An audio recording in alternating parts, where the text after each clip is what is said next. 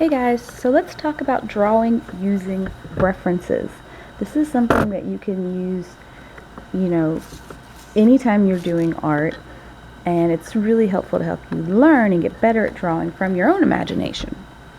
So we're going to try to do some drawings of animals. And so you might have a lot of trouble with this because drawing an animal is really complicated. They have a lot of parts, and it's kind of hard to remember exactly how an animal looks if you're not trying to make like a cartoon animal. If I'm going to draw a dog and I just go,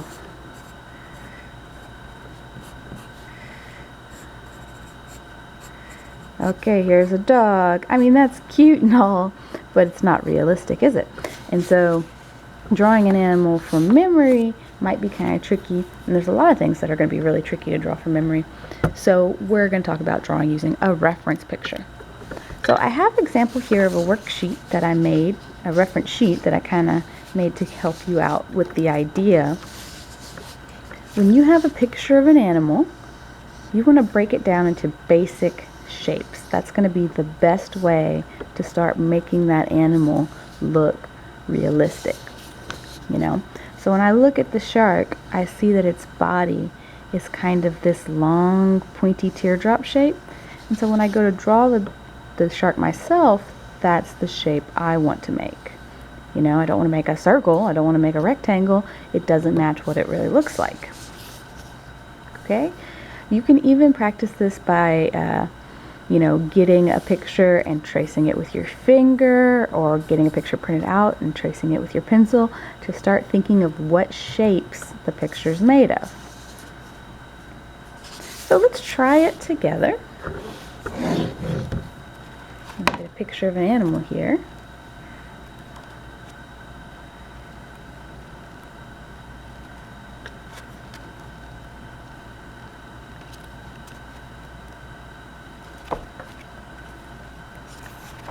How about this frog?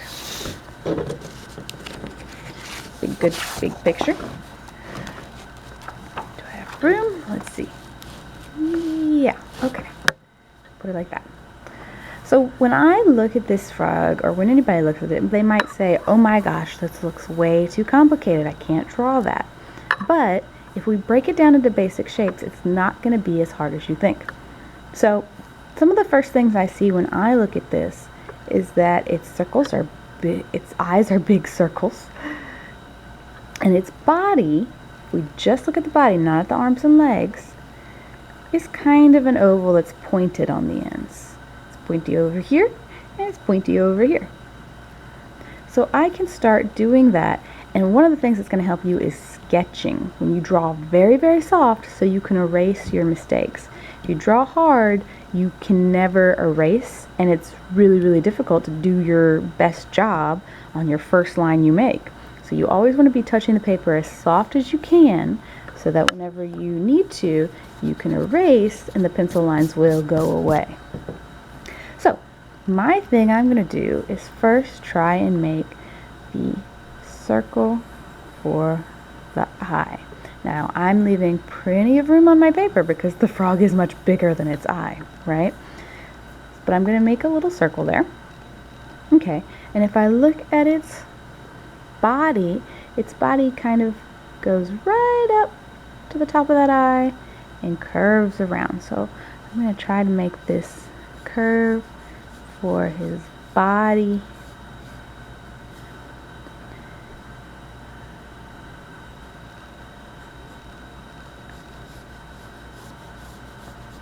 Okay, so here's my frog shape. If we look at just the body, we can see that that's the shape, right? Now his other eye I hadn't done yet because it's halfway behind. It's kind of hidden, so I only see half the circle. But I can do that now. So we'll put a little half circle over here. Alright, let's look at his little arms and little legs. Oh, and his branch he's standing on is a big part of this picture. So I'm going to go ahead and add that too. So if I look at the branch, it cuts into his body right here. So right there on the curve, the branch is going across his body. So I'm going to go ahead and mark in where that branch is.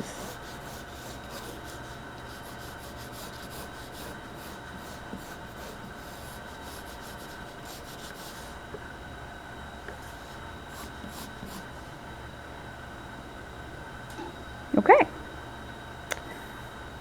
So now let's start looking at his legs. Now this is where you might be like, oh, it's going to get crazy. That's okay. We're just going to look at the basic shapes.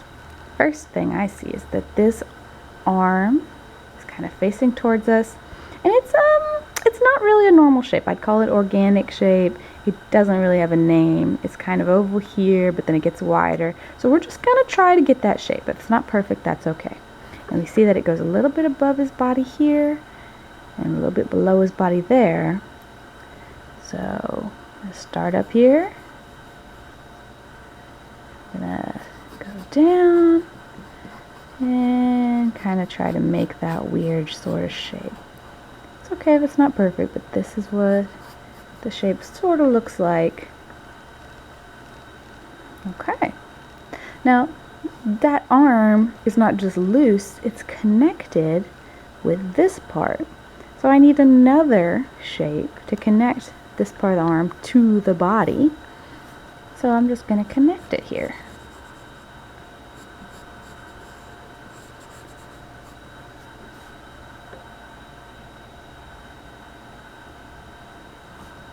Okay. Now let's look at his other little arm. We only see part of it because it's going behind his body, but we can still kind of see this swoop of his arm. And so we'll start here under the other arm and just kind of swoop down and make that sort of S shape it's got going on.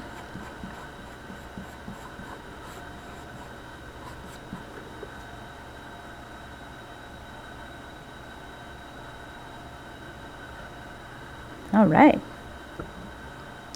Now let's see, I'm going to look at his back leg. His back leg has three parts I see. It's got this part that connects to his little hand. It's got this part that kind of goes back to like a knee, this little knee sort of thing. And then it's got this part that goes and connects to his body. So it goes 1, 2, 3. Because the part that's connecting to his little hand is closest to us and it overlaps the other parts, I'm going to draw that one first.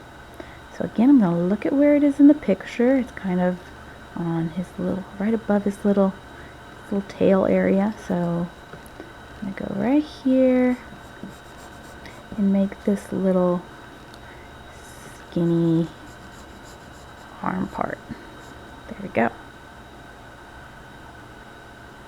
And so then we need this part that goes back to his little knee, and it goes behind the branch. So I'm just going to make it go back here to a little knee.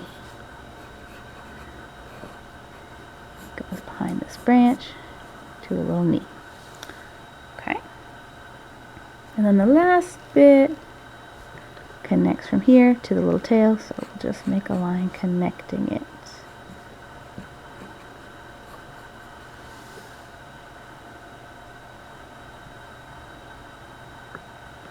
Yeah, and I haven't got to his little hands. It's kind of complicated, so I was saving that for last. So let's look at his other leg. Again, it's three parts. 1, 2, 3. And this one's kind of easy to see. It's just like a big backward Z back here that goes from his sort of little tail area to his knee down to where his little hand is. All right. Now this one, there's not really a part that's closer or further away from me, so I can just kind of whip that Z out. But it comes on this side of the branch and shows up a little bit by his hand. So let's see if we can get that right here. And then a little bit there, so a little knee here.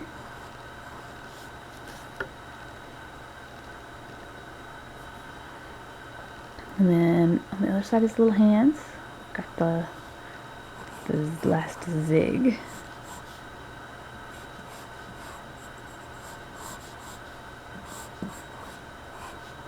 I'm getting a little darker here so you can kind of see what I'm doing, but But of course you want to be staying light with this, and if at any point you need to stop and like erase sections so that you can see what's going on, that is okay. But you don't really need to erase unless it helps you. It's not a big deal in the middle of your drawing. Nobody needs it to be perfect in the middle. Okay, so now I'm gonna jump around to their little fingers on his little hands and little feet. Let's go to this one that's closest to us, so it's actually furthest back. It's this back leg. So I see here that each little hand is kind of got this little idea going on. So as long as I can draw this kind of teardrop that doesn't finish shape, I should be okay on his feet. So I'm going to start with the one that's on top of the branch. I'm going to come in and make the little teardrop shape. I'm going to do it again. Now actually this one should overlap this arm. So, alright. And that I'm going to erase for you guys' benefit to kind of see what's going on with it. But if you know how your picture looks, you don't have to erase all the time. Okay, and then I've got his little bottom one, which is coming down. There we go. So hopefully you can see it there. Okay, let's go to his little middle hand here. He's got his finger 1, 2, 3 fingers showing. And so I'm just going to try and copy that. I've got one going out here, one going in the middle, and one going this way. And if I go and erase the inside lines, maybe that'll help you kind of see what I did there.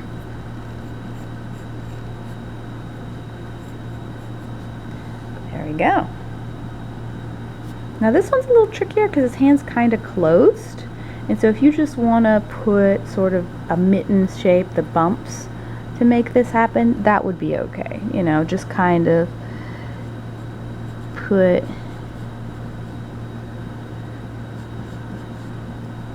the little fingers together. That works for us. Alright, and then the last foot, this one down here. Let me get rid of these example ones. Alright, so this one, I've got 2 bumps on the bottom and 1 bump going up. So this goes up and touches the branch. Then I've got a little teardrop on the bottom, one right there, overlaps it, and then some that are curling over the top here.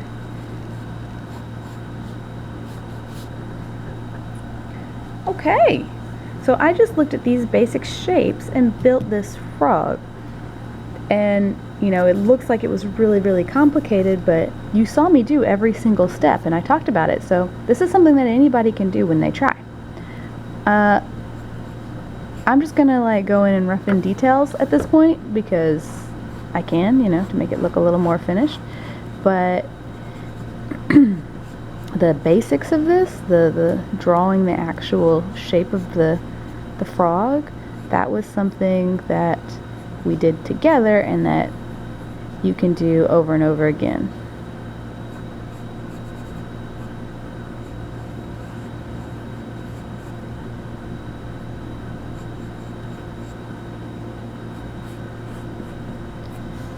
And then he's obviously got color, so you could color this guy if you wanted to. That would be fun. I'm just going to kind of scribble in some shading.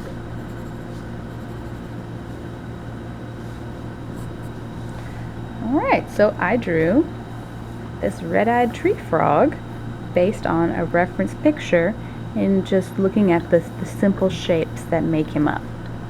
Okay guys, have fun, try this on your own, get some pictures. Bye!